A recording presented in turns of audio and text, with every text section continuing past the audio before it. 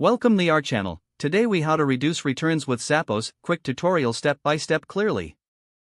Understanding your customers' needs is the first step. Gather feedback about their shopping experience. Identify common reasons for returns.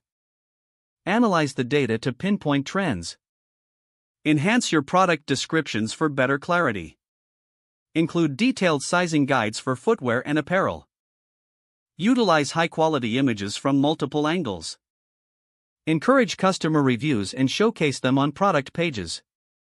Offer a virtual fitting tool if possible. Improve your return policy transparency.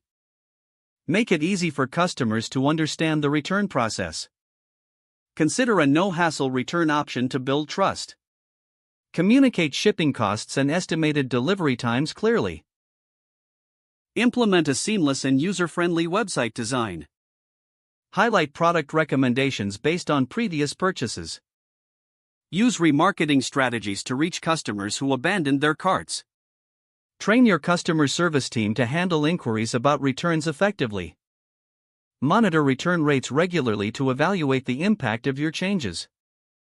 Continuously refine your approach based on data and customer feedback. Zappos' success lies in putting the customer first. Adopt these strategies to create a better shopping experience and reduce returns. If the page does not load, refresh the browser or try again in a private or incognito window. Make sure you are using the correct email address, then retype it carefully to avoid small typos. If your password is not accepted, use the reset option and create a new strong password you can remember. Check your spam folder for verification or security emails, then complete any requested confirmation steps.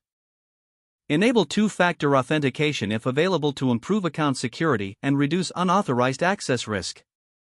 After signing in, review your profile details so your contact information and settings are accurate and current. If you see an error message, note it down and try again after restarting your device and internet connection. Don't forget to like this video and subscribe to our channel for more step-by-step tech guides.